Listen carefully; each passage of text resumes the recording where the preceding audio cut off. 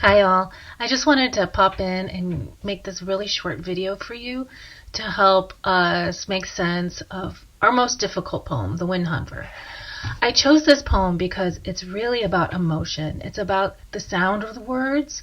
It's about the way that he uses the words to create this like fast speed tempo and this like kind of slow speed plottingness in the second half. It's really about our emotional connection, and it's really about the effects of the words rather than the meaning of the words. I loved listening to your reactions. I just finished listening to them all, and the ones that were just like so confused and really like trying to make sense of the words, you talked about your feelings. Right? You're like, I think this is what's happening, but I definitely feel like he's in awe, right? The others provided were mostly read, and they read the standard interpretation. This is about a man who feels the divine power of Christ and finds beauty in the ordinary things. That's fine, I guess, but like, where do you see that in the poem? Where is ordinary? Where is Christ? I'm not saying you're wrong, but if you're going to say that, show me where you see Christ in this poem. Show me where you see ordinary. I don't see it, right? Or at least it would take me a long time to explain where Christ is. I can explain to you where Christ is, right? Christ is the Son of God. And here he's talking about the minion, right? And he calls the falcon a dauphin, which means prince, son of a king.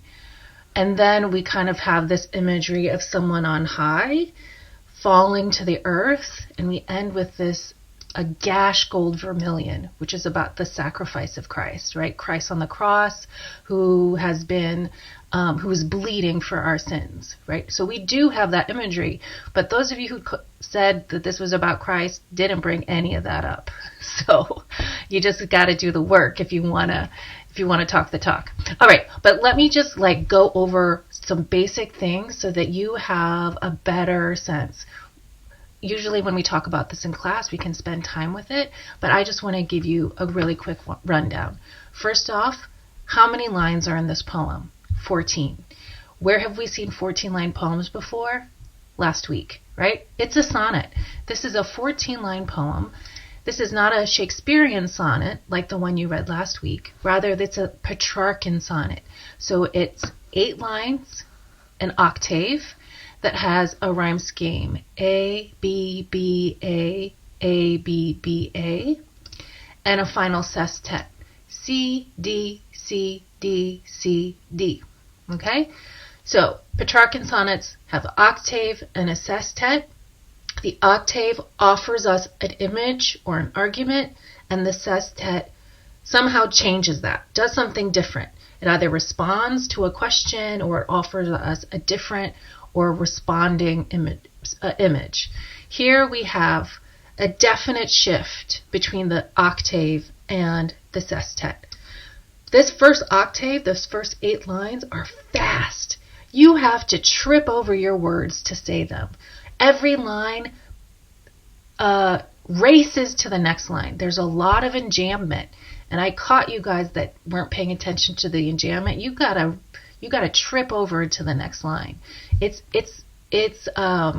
going the speed limit here. It's going past the speed limit. Everything is about speed and grace and action. Everything's ing, right? So it's all about action. When we get to the second half, the sestet though, then we slow down really fast. And rather that speed and grace, we have this like very choppy language, right? Brute, beauty, valor, act, air, pride, plume, here. Some of you noticed like it seemed really like awkward in this second half. So why? Why the speed in the beginning and the slowing down in the second half? From action to effect, right? From cause to effect. We can also see that this is all about things going up on high, and then the second half is like things that are going down on earth. The Cillian, the plowing, The embers, that's down here.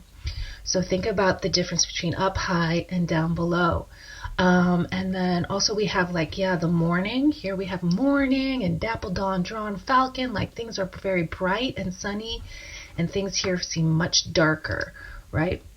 Blue, bleak embers. Things have gotten dark. Maybe we're at nighttime now.